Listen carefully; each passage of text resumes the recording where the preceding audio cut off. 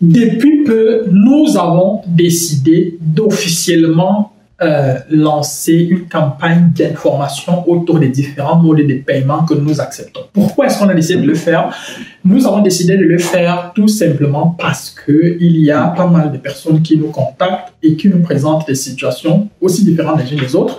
Chez certaines personnes, nous avons déjà accepté certaines îles. On a déjà fait voyager des personnes qui sont en Allemagne depuis plus de 2 ans déjà avec de tels arrangements. Et aujourd'hui, justement, avec un peu de recul, on s'est dit, bon, si on a fait profiter de ces offres-là, de ces modes de paiement-là à différentes personnes sans avoir jamais communiqué là-dessus, peut-être il y a d'autres personnes là dehors qui pourraient également aussi être intéressées et que peut-être ça peut être leur jour de chance si jamais ils nous contactent et que nous parvenions à nous mettre d'accord. Donc, si tu veux voyager en 2025 ou en 2026 et que voilà, tu te poses la question de savoir comment est-ce que je vais financer mon voyage et autres, cette vidéo, elle peut peut-être te concerner, elle peut peut-être t'interpeller, elle peut peut-être répondre aux questions que tu te poses. Donc, je t'invite à la regarder jusqu'à la fin parce que je vais évoquer ici plusieurs modes de paiement, plusieurs options qui pourraient être envisageables et à partir de là, peut-être tu peux voir ce qui pourrait te correspondre et lorsque tu décides de prendre contact avec nous, voir exactement aussi ce qu'il y a lieu de faire et si jamais les négociations aboutissent, tu feras certainement partie de l'une de nos prochaines vagues de visas, que ce soit en 2025, 2026 ou peut-être 2027. Installe-toi et here we go.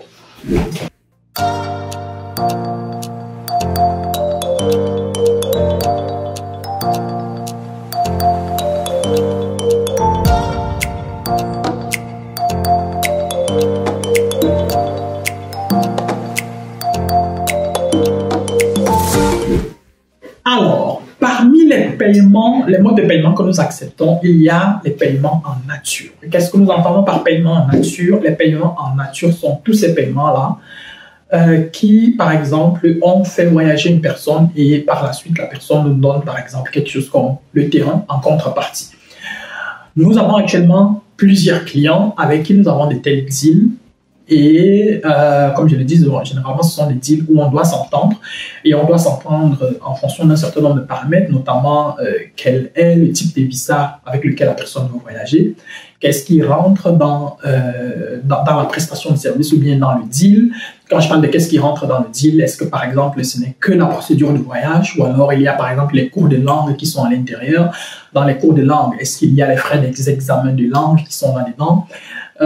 Est-ce que ça inclut par exemple que lorsque la personne va peut-être obtenir son visa, son contrat de travail ou son contrat de formation professionnelle, ou alors lorsque la personne va obtenir le visa, est-ce que nous allons payer le loyer? Quand je parle de payer le loyer, ça veut dire payer le premier mois de loyer, payer la caution du loyer. Est-ce que nous devons par exemple payer le billet d'avion de la personne? Est-ce qu'il y a de l'argent de poste là qui est inclus à l'intérieur? Bref, comme je l'ai dit, ça dépend en grande partie du mode de l'entente et ça dépend également aussi en grande partie de la valeur du terrain, de la valeur du bien que nous recevons en contrepartie. Plus le bien il est élevé, plus également aussi les conditions ne seront pas les mêmes. Plus la superficie elle est grande, plus le terrain peut gagner en valeur beaucoup plus facilement, plus forcément également aussi nous aussi on peut plus ou moins se montrer flexible sur un certain nombre de choses. Maintenant, la position du terrain, forcément aussi, elle va jouer un très très grand rôle. Est-ce que c'est un terrain situé en ville, près d'une grande ville? Est-ce que c'est dans un village? Est-ce que nous avons intérêt, par exemple, nous, à aller prendre un terrain qui se trouve dans une ville assez reculée? Est-ce que toutes ces questions-là entrent forcément en jeu. Toutes ces questions-là, on se les pose lorsque nous décidons de travailler sur un dossier ou pas avec un deal comme celui-ci. Mais quel que soit X, nous sommes ouverts à des propositions de voyage contre paiement en nature. Si tu as un bien que tu voudrais mettre en jeu dans le cadre de la procédure, tu nous contactes et on voit ce qu'il y a lieu de faire. Nous évaluons ton dossier. Si nous décidons et si nous voyons qu'il y a du potentiel dans ton dossier et que nous pouvons effectivement prendre le risque de te faire voyager contre ce type de paiement-là, alors c'est bien et bien envisageable. Donc tu peux nous contacter et on verra ce qu'il y a lieu de faire. Deuxième mode de paiement que nous pouvons également aussi accepter, c'est des modes de paiement où on te fait voyager, tu nous payes une partie au Cameroun, donc une partie avant de voyager et l'autre partie après ton voyage. Et là encore, c'est un mode de paiement où forcément nous devons nous asseoir, nous les deux parties, c'est-à-dire entre vous et nous, et trouver un moyen, une entente. Notamment, tu vas par exemple nous payer combien avant de voyager, après le voyage, tu vas nous payer combien, en combien de tranches, pendant combien de temps, quel montant par mois, etc., etc. Tout cela doit être clair entre nous tous. Et généralement, c'est parfois aussi un type de deal où il peut arriver qu'on te demande d'avoir au moins, pour notre sécurité, au moins un garant qui est au Cameroun, donc une personne qui va rester au Cameroun. Donc ça peut être un parent proche, ça peut être un tuteur, ça peut être ton frère, ta soeur, bref. On préfère quand même que ce soit un adulte qui est quand même installé au Cameroun. Et avec lui, maintenant, du moins, lui, il peut juste être ton garant moral, mais là, on sait que le deal, il est avec toi. Le deal, il est avec toi, et donc, toi qui vas voyager, c'est toi qui es supposé nous payer. Maintenant, quand toi, tu ne payes pas, on peut activer le levier du garant ou on peut activer notre levier parce que par derrière aussi, dites-vous bien aussi que nous avons également aussi jusqu'ici déjà pris quand même un certain nombre de précautions, notamment du côté juridique, pour pouvoir nous protéger également au cas où on devait en venir, par exemple, arriver peut-être au tribunal ou je ne sais pas trop quoi, avec une personne ou avec un potentiel client. Donc ça, c'est déjà ça. Maintenant, à côté de cette offre-là que nous pouvons également aussi accepter, comme je dis, ce sont des offres où il faut s'asseoir et négocier et chacun doit trouver son intérêt là-dedans et à partir de ce moment-là, voir ce qu'il y a lieu de faire.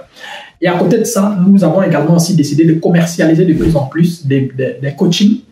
Et les coachings ici, justement, c'est du genre, voilà, tu gères ta propre procédure, nous te disons exactement ce qu'il faut faire et comment le faire. Et à partir du moment où ça peut t'intéresser, on voit ce qu'il y a lieu de faire. Et dans le cas de ces offres de coaching-là, nous avons une palette assez large. On a des palettes de coaching où nous intervenons directement dans le dossier. Il y a des palettes de coaching où nous n'intervenons carrément pas dans le dossier, où on s'assoit par exemple chaque 2 semaines ou le plus tôt possible, du moins en cas d'urgence, on peut toujours s'asseoir pour évaluer qu'est-ce qui a déjà été fait jusqu'ici, quelles sont les difficultés, est-ce qu'il y a des choses, est-ce qu'il y a. Nous avons des offres de coaching qui consistent juste à réviser, par exemple, tout le dossier des candidatures, tout le dossier des visas, de dire ce que nous en pensons. Nous avons des offres qui consistent, par exemple, à optimiser les lettres de motivation, à rédiger les lettres, les CV à gauche, à droite. Nous avons des offres de coaching qui consistent juste à des offres de conseils, c'est-à-dire on s'assoit par appel de 30, 1 heure de 30, 60 minutes avec toi en fonction de tes besoins, en fonction de ce que tu as décidé d'acheter, de voir ce qu'il y a lieu de faire et puis de comprendre ta situation, de t'expliquer de te dire ce que nous pensons, de voir de voir tout un tas de facteurs.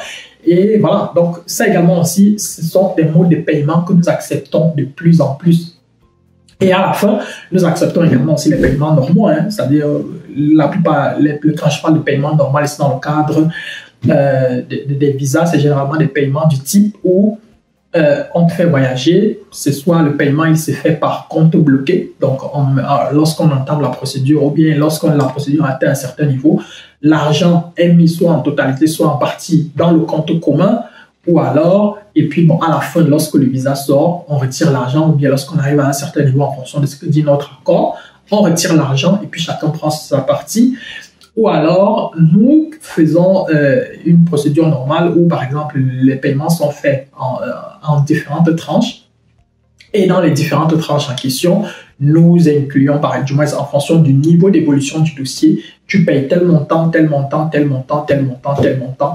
Et si tout le monde est d'accord, on se lance. Donc, en gros, voilà plus ou moins les modes de paiement que nous pouvons accepter chez nous. Si l'un des modes de paiement, là, il te parle, tu peux nous contacter et nous verrons ce qu'il y a lieu de faire. D'une manière ou d'une autre, on finit toujours par trouver une solution si tant est que tout le monde est ouvert à la discussion. Donc, en gros, voilà plus ou moins les différents modes de paiement, les différentes informations que je souhaitais partager avec toi aujourd'hui. Si cela t'a plus ou moins apporté un plus, alors tu m'envoies ravi.